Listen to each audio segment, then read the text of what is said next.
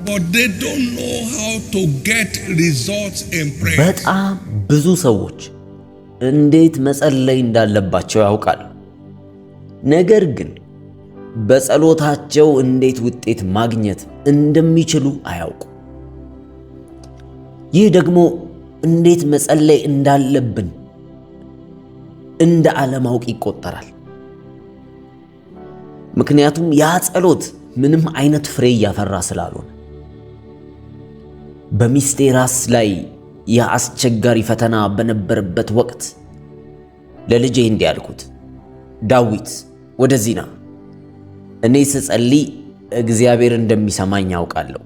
ስለዚህ ተረጋጋ፣ ስጸልይ እግዚአብሔር ይሰማል አልኩት። ሃይማኖታዊ ልምምዶችን ትተን ወደ መንግስቱ እውነታዎች የምንገባበት ጊዜ አሁን ነው። እኛ የምናገለግለው ጸሎትን የሚመልስ አምላክ እንጂ ጸሎትን ዝም ብሎ የሚያነሳሳ አምላክ አይደለም። እኛ የምናገለግለው ጸሎትን የሚመልስ አምላክ እንጂ ጸሎትን ዝም ብሎ የሚያነሳሳ አምላክ አይደለም። ኤርምያስ ምዕራፍ 33 ቁጥር 3 ላይ ወደ እኔ ጩህ እኔም እመልስልሃለሁ፣ አንተም የማታውቀውን ታላቅና ብርቱ ነገር አሳይሃለሁ ይላል። እዚህ ላይ ልናስተውለው የሚገባው የመጀመሪያው ነገር እግዚአብሔር በጸሎት የምንናገረው የአፋችን ቃል ይልቅ ለልባችን ሁኔታ እጅግ በጣም ምላሽ ይሰጣል። የኢሳይያስ ትንቢት ምዕራፍ 29 ቁጥር 13 እንዲህ ይላል፣ ይህ ሕዝብ በአፉ ወደ እኔ ይቀርባል፣ በከንፈሩም ያከብረኛል፣ ልቡ ግን ከእኔ የራቀ ነው ይላል። ነገር ግን በኤርምያስ ትንቢት ምዕራፍ 29 ቁጥር 13 ላይ ደግሞ በፍጹም ልባችሁ ካሻችሁኝ ታገኙኛላችሁ ይላል። የሚገርመው ሁለቱም ጥቅሶች ላይ ያሉት ቁጥሮች ተመሳሳይ ናቸው። 29:13 29:13 ኢሳይያስና ኤርምያስ በጸሎት ውስጥ ስላለው የሐሰት አቀራረብ ሲናገር የኤርምያስ 29ኛው ምዕራፍ 13ኛው ቁጥር ግን ስለ እውነተኛነቱ ይናገራል። ሐና ልቧን በእግዚአብሔር ፊት ባፈሰሰች ጊዜ ሰማይ ምላሽ ሰጠ። እግዚአብሔር ሰው እንደሚያይ አያይም። ሰው ውጫዊውን ገጽታ ያያል፣ እግዚአብሔር ግን ልብን ያያል። እኔ እግዚአብሔር ለሰው ሁሉ እንደ መንገዱና እንደ ሥራው ፍሬ እሰጥ ዘንድ ልብን እመረምራለሁ፣ ኩላሊትንም እፈትናለሁ ይላል። ያቺም ሴት በልቧ ይለናል መጽሐፍ ቅዱስ ልብሱን ብቻ የነካው እንደሆነ እድናለሁ አለች ይላል። በሙሉ ኃይልሽ ሂጂ፣ በሙሉ ኃይልህ ሂድ፣ በልብህ ያልከውን ነገር ፈጽም። እግዚአብሔር ከቃላት አወጣጣችን ይልቅ የልባችንን ድምፅ የበለጠ ይሰማል። መጀመሪያ ልብሽ፣ መጀመሪያ ልብህ፣ መጀመሪያ ልቤ። ለመጸለይና እግዚአብሔር እንደሰማችሁ ለማወቅ የሚቻለው ብቸኛው መንገድ ልባችሁን በጸሎት ውስጥ ስታሳትፉ ብቻ ነው። እኔን ለመፈለግ ልቡን የሚያሳትፍ ማን ነው? ታሪኩን እለውጣለሁ ይላልና። ስለዚህ የታሪክ መለወጥ በጸሎት ውስጥ የልብን መሳተፍ ይጠይቃል። በትንቢተ ኤርምያስ 30ኛው ምዕራፍ 21ኛው ቁጥር ላይ እንደዚህ የሚል ቃል አለ። አለቃቸውም ከእነርሱ መካከል ይሆናል፣ ገዢያቸውም ከውስጣቸው ይወጣል። እኔም ወደ እኔ እንዲቀርብ አደርገዋለሁ፣ እርሱም ይቀርባል። ለመሆኑ ወደ እኔ ይቀርብ ዘንድ ልቡን የሚያደፍር ማን ነው? ይላል እግዚአብሔር። እንግዲህ በአንድ ላይ እንመልከት። ዛሬ ምሽት የጸሎት ሰዓት የተባለ ልዩ ፕሮግራም አለ። 20 ደቂቃ ወደ እግዚአብሔር ለመድረስ ልባችሁን አሳትፉ። በዮሐንስ ወንጌል ምዕራፍ 4 ቁጥር 24 ላይ እግዚአብሔር መንፈስ ነው፣ የሚሰግዱለትም በመንፈስና በእውነት ሊሰግዱለት ያስፈልጋቸዋል ይላል። በትንሽ ሆሄ ነው የተጻፈው። መንፈስ ማለት የእናንተ ልብ ማለት ነው። በጩኸታችንና በሰዋሰው ድርደራ ብቻ እግዚአብሔር ጋር መድረስ አይቻልም። ልባችሁን አሳትፉት። በውስጥ ማንነት ያለው ይሳተፍ። ይህ ምሽት የእረፍትና የድንቅ ምሽት ይሆንላችኋል። ልባችሁን ስታሳትፉ የእግዚአብሔርን ኃይል ትሰማላችሁ። ምክንያቱም በመንፈስ ካልሆናችሁ በስተቀር የመንፈስን ድምፅ መስማት አትችሉምና። ስለዚህ በመንፈሳችሁ ተሳተፉ። በጸሎታችሁ ምላሽ የመንፈስን ድምፅ ለመስማት ትችላላችሁ። ጌታ ሆይ የመንግሥቱን ብልጽግና ዘር አሳየኝ ብዬ ወደ ጸሎት ገባሁ። ጌታም እንዲህ አለኝ፣ ልጄ ዳዊት የእኔ የትንቢት ዕቅድ የተስፋ ቃል ብቻ አይደለም፣ ለጸሎት ብቻ ምላሽ የሚሰጥ አይደለም። ያማ ቢሆን ኖሮ ለዘላለም የተፈታ ነበር። ነገር ግን እርሱን ለማግኘት ትጸልያለህ። የተስፋ ቃል ለጾም ብቻ ግምት አይሰጥም። ወንድሜ ዕቅዴ ቃል ኪዳን ነው።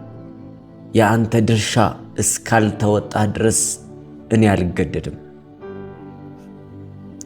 መጋቢት 22 ቀን 1982 ዓ.ም አሁንም በዚያ ውስጥ እየዋኘሁ እገኛለሁ። ሰላም። ዛሬ ምሽት አንዳንድ ነገሮች ያጋጥሟቸዋል። ለ40 ዓመታት የምትዋኙበት ነገር ይኖራል። በ40 ዓመታት ውስጥ በየዕለቱ ድምፅ ጎልቶ የሚሰማ ይሆናል። ጌታ ሆይ አሁን በሙሉ ጊዜ አገልግሎት ለመሰማራት ተዘጋጅቻለሁ፣ ምን አይነት መመሪያ አለ ስለው እርሱም እንዲህ አለኝ፣ ልጄ 2 አይኖች አሉ። አንደኛው ወደ ላይ፣ ሌላኛው ደግሞ ወደ ታች እንዲመለከት ማድረግ ትችላለህ። ወደ ሰው በምትመለከትበት በማንኛውም ጊዜ ወደ እኔ እያየሁ ነው ብለህ ፈጽሞ እንዳትናገር አለኝ። ነገር ግን አይኖችህን በእኔ ላይ ካደረግህ ፈጽሞ አታፍርም። መስከረም 6 ቀን 1983 ዓመተ ምህረት ይህ በጸሎት የመጣ ነበር። ስለዚህ ዛሬ ምሽት ተረጋጉና ጥያቄያችሁን በመንፈሳዊ ማንነታችሁ አሳትፉት። እያሳተፋችሁ በውስጥ ማንነት እያሳተፋችሁ አቅርቡት። ምክንያቱም በሰማይ ምላሽ የሚያገኘው ይህ ነው። በሰማይ ምላሽ የሚያገኘው ይህ ነው። ላለፉት 40 ዓመታት ስትጸልዩ ቆይታችሁ ይሆናል። ነገር ግን በትክክል አልጸልያችሁ። አሁን በትክክል ጸልዩ። በትክክል ጸልዩ። ከመዳናችሁ በፊት ስንት ዓመት ጸልያችኋል? በትክክል ጸልዩ። ለዛሬ ምሽት የሚዘጋጅ ሰው አለ? ያ ሰው አንተ ከሆንክ ድምፅህን ከፍ አድርገህ አሜን በል። አሁን ያ የጠፋው ማገናኛ ይመስላል። በጸሎት ውስጥ የጠፋ ማገናኛ እግዚአብሔርን ለማስደሰት ስንሞክር ጥቅሶችን ብቻ እያነበብን እናለቅሳለን። ይህ ዓለም ነው። ስለዚህ ምን ልናደርግ ነው? ምን ለማዘጋጀት እየሞከርክ ነው? ልባችንን ስናሳትፍ ወደ ሰማይ እንገባለን። አሜን ስትሉ ልስማ እስቲ አንዴ። ዛሬ ምሽት ስንቶቻችሁ ናችሁ ወደ ሰማይ የምትገቡት? ዛሬ ምሽት ወደ ሰማይ መግባት የሚፈልግ ስንት ሰው አለ? ልባችሁን አትሳትፉ። እስቲ አካባቢያችሁ ያለውን ሰው ፈልጉና ልብህን አሳትፍ፣ ልብሽን አሳትፊ፣ ልባችሁን አሳትፉ በሏቸው። ሁለተኛው ቁልፍ በመንፈስ መጸለይ ነው። ልናስተውለው የሚገባው ሁለተኛው ወሳኝ አገናኝ በመንፈስ የመጸለይ ሚስጥር ነው። እያንዳንዱ አማኝ በመንፈስ ቅዱስ መጠመቅ የሚያስፈልገው ለዚህ ነው። ምክንያቱም እርሱ ድካማችንን ያግዛልና ይላል። በሮሜ ሰዎች ምዕራፍ 8 ቁጥር 26 እና 27 ላይ ነው እንዲህ የሚለው፣ እንዲሁም ደግሞ መንፈስ ድካማችንን ያግዛል፣ እንዴት እንድንጸልይ እንደሚገባን አናውቅምና ይላል። እኛ ምን መጸለይ እንዳለብን እንኳን አናውቅም። ምን እየተዋጋን እንዳለን እንኳን አናውቅም። ምን መጸለይ እንዳለብን ግምት አለን እንጂ እውነታውን አናውቅም። ግምት አለን እንጂ እውነታውን አናውቅም። ፍላጻዎች እየመቱህ እንደሆነ ታውቃለህ፣ ነገር ግን ከየት እንደመጡ አታውቅም። መንፈስ ግን ራሱ ድካማችንን ያግዛል፣ እንደ እግዚአብሔር ፍቃድ ይጸልያልና። እኛ ግን ጉዳዩን አናውቀው፣ ፈቃዱን ማግኘት አንችልም። ከዚህ ተጠቃሚ መሆን እጅግ ወሳኝ ነው። ምክንያቱም የመጨረሻዎቹ ቀናት የኃይል ቀናት ናቸውና። በመዝሙረ ዳዊት ምዕራፍ 110 ከ1 እስከ 3 ላይ ያለው ቁጥር እንዲህ ይላል፣ እግዚአብሔር ጌታዬን ጠላቶችህን ለእግርህ መረገጫ እስካደርግ ድረስ በቀኝ ተቀመጥ አለው። እግዚአብሔር የኃይልህን በትር ከጽዮን ይልክልሃል፣ በጠላቶችህም መካከል ግዛ። በኃይልህ ቀን ሕዝብህ በፈቃዱ ይከተልሃል ይላል። ስለዚህ የኃይሉ ቀን ከመምጣቱ በፊት ቀድሞ ይመጣል። አሁን ከኃይል መስመሮች ጋር መገናኘት አለብን። አሁን ከኃይል መስመሮች ጋር መገናኘት አለብሽ፣ መገናኘት አለብህ። አሁን ከኃይል መስመሮች ጋር መገናኘት አለብን። በፖርት ሃርበርት የነበረችው የልጄ ምስክርነት ታስታውሳላችሁ።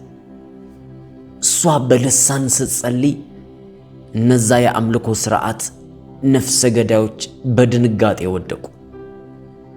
በቁጥጥር ስር የነበሩ 17 ምርኮኞች ወደ ነፃነት ወጡ። ኃይል ሲታሳተፍበት፣ ኃይል ሲመጣ፣ ታፍኖ የነበረውን ስልኩ በጠራ ጊዜ በእኔ የደውል ድምፅ በልሳን ስናገር የሰማው ሰው ምስክርነትን ታስታውሳላችሁ። ይሄ ማን ነው እሱ አሉት። እርሱም አባቴ ነው እባካችሁ አላቸው። እነርሱም ይቅርታ አልነካነውም በለው አሉት። ኃይል። እኛ ስለ ጨዋታ እያወራን አይደለም፣ ስለ ኃይል እያወራን ያለን። ወደዛ ደረጃ መድረስ አለብን። በመንፈስ መጸለይ ወደ ኃይል ዓለማት መጸለይ ነው።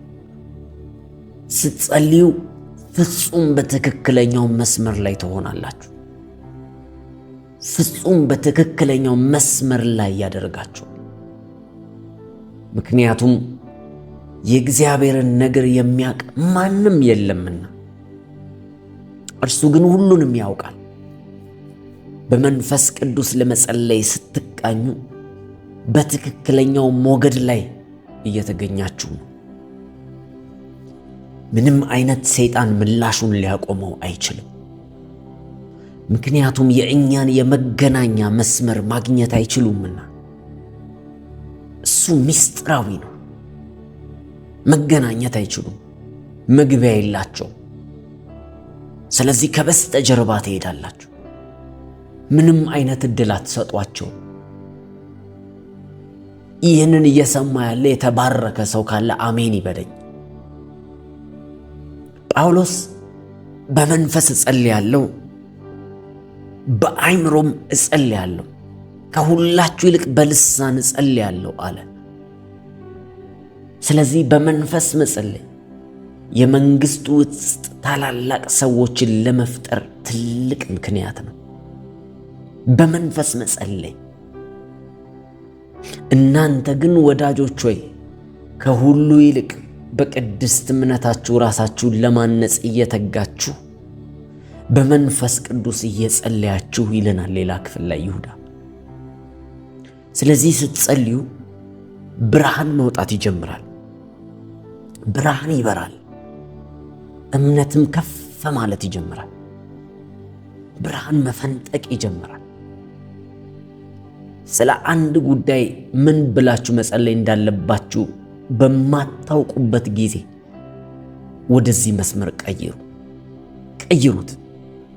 በልሳን መናገር ጀምሩ። በምንም አይነት ሰይጣን ሊጠልፍ የማይችለው ልዩ የጸሎት መስመር ትከፍታላችሁ። እኔ በጣም ብዙ ነገሮች አልሜያለሁ።